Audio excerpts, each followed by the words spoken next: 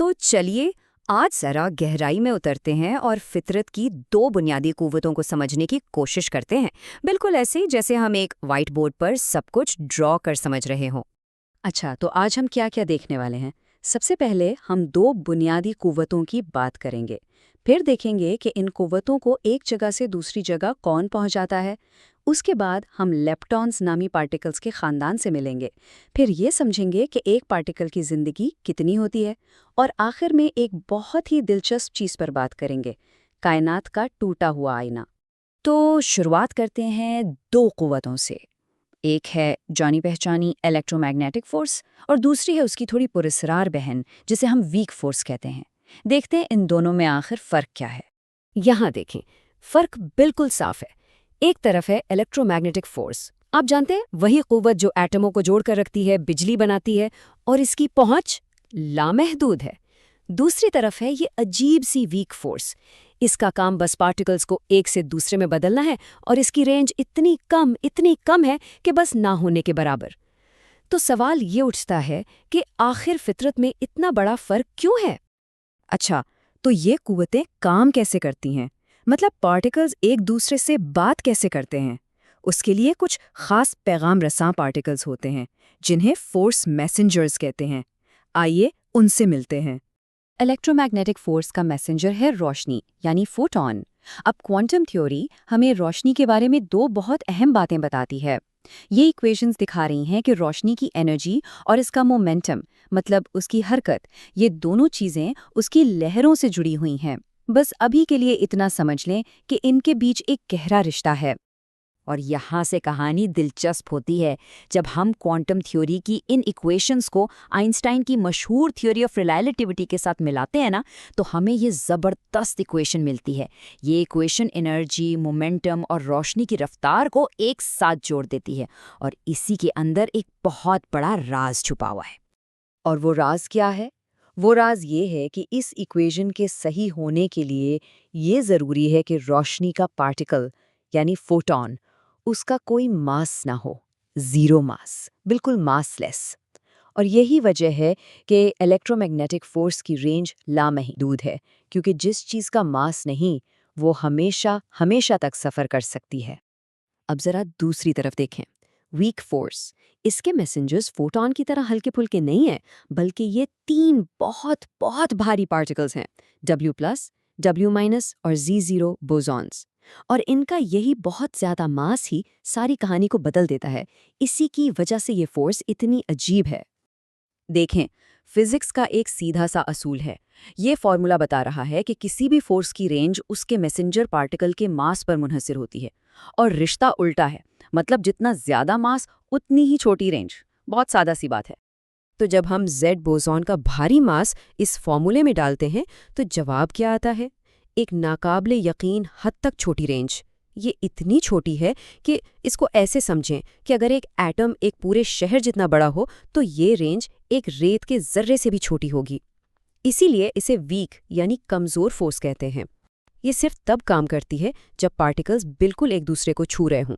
चलें, हमने फोर्सेस और उनके मैसेंजर्स की बात तो कर ली। अब इन पार्टिकल्स की बात करते हैं जो इन फोर्सेस को महसूस करते हैं, और उनमें एक ख़ास फैमिली है जिसे हम लेप्टॉन्स कहते हैं। ये है लेप्टॉन फैमिली। इसमें 6 मेंबर है। 3 पर चार्ज है, हमारा जाना पहचाना इलेक्ट्रॉन और उसके 2 भारी कजिन्स म्यूऑन और टाउ। और फिर इन तीनों के साथ एक एक न्यूट्रिनो है जिन पर कोई चार्ज नहीं। ये सब स्पिन हाफ पार्टिकल्स है। आसान लफ्ज़ों में स्पिन का मतलब है उनकी अंदरूनी गर्दिश। और एक और अहम बात, ये सब स्ट्रॉन्ग न्यूक्लियर फोर्स से बिल्कुल मुतासिर नहीं होते। अब इस फैमिली में एक ख़ास बात है, सिर्फ इलेक्ट्रॉन ही है जो हमेशा रहता है, यानी स्टेबल है। उसके जो भारी कज़न्स हैं ना, म्यूऑन और टाउ, वो बहुत गैर मुस्तहकिम हैं। वो बनते ही सेकंड के करोड़ों हिस्से में टूटकर दूसरे पार्टिकल्स में बदल जाते हैं। और हाँ, एक और चीज़, इन सब का एक एंटी पार्टिकल भी होता है। मतलब हर पार्टिकल का एक जुड़वां भाई जिसका मास तो वही होता है लेकिन चार्ज बिल्कुल उलट, जैसे इलेक्ट्रॉन का एंटी पार्टिकल है पॉजिट्रॉन। तो ये जो म्यूऑन और टाउ टूट जाते हैं, इस अमल को हम कहते हैं डीके। सवाल ये है कि ये डीके होता कैसे है? क्या इसके पीछे कोई कानून है या ये बस ऐसे ही हो जाता है? जी बिल्कुल, इसके पीछे एक बहुत ही खूबसूरत और सादा सा कानून है। ये इक्वेशन हमें बताती है कि किसी भी वक्त t पर किसी एक पार्टिकल के बच जाने का इम्कान या प्रोबेबिलिटी कितनी है। यही कानून है जो रेडियो एक्टिविटी जैसी चीज़ों को कंट्रोल करता है। इस इक्वेशन में ये जो निशान है ना टाउ, ये बहुत अहम है। इसे हम कहते हैं मीन लाइफ। ये दरअसल उस पार्टिकल की औसत उम्र है। मतलब अगर आपके पास बहुत सारे ऐसे पार्टिकल्स हों तो औसतन वो इतने वक्त तक जिंदा रहेंगे उससे पहले कि वो डिके कर जाएं। इसी से मिलती जुलती एक और चीज़ है जिसे हाफ लाइफ कहते हैं। ये समझने में शायद थोड़ी और आसान है। हाफ लाइफ वो वक्त है जिसमें अगर आपके पास 1 करोड़ पार्टिकल्स हैं तो उनमें से आधे यानी 50 लाख डिके हो जाएंगे। चलें जी, अब तक तो सब ठीक था, लेकिन अब हम कहानी के सबसे हैरानकुन हिस्से की तरफ आ रहे हैं।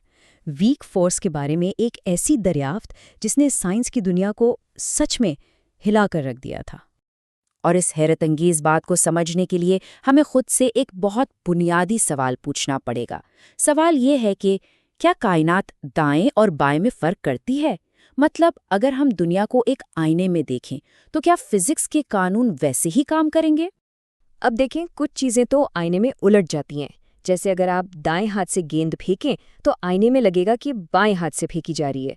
इसी तरह पार्टिकल का मोमेंटम आईने में उलट जाता है।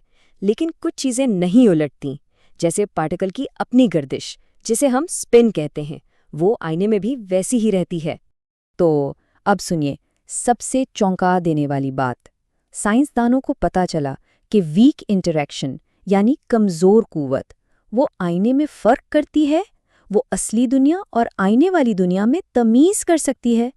उसने फिजिक्स के एक बुनियादी उसूल जिसे पैरिटी कहते हैं उसे तोड़ दिया।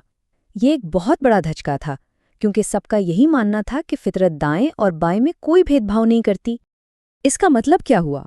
इसका मतलब ये हुआ कि हमारी कायनात की एक पसंदीदा साइड है, वो लेफ्ट हैंडेड और राइट हैंडेड में फ़र्क करती है। और सबूत ये है कि कायनात में मौजूद तमाम न्यूट्रिनोज हमेशा लेफ्ट हैंडेड होते हैं।